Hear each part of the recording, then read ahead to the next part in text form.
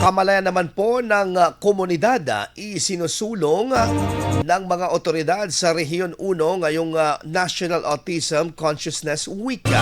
Para sa detalye ng balitang yan, kasama natin Idol Aaron Navelgas. 104.7 IFM Report.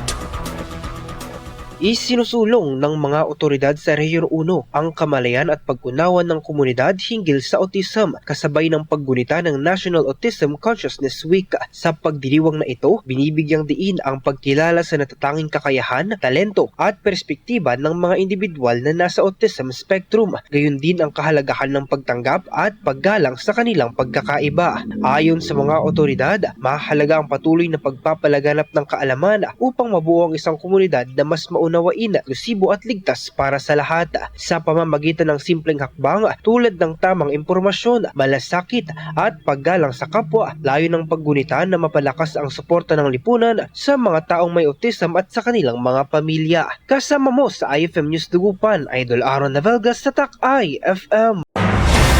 IFM News. IFM News. IFM.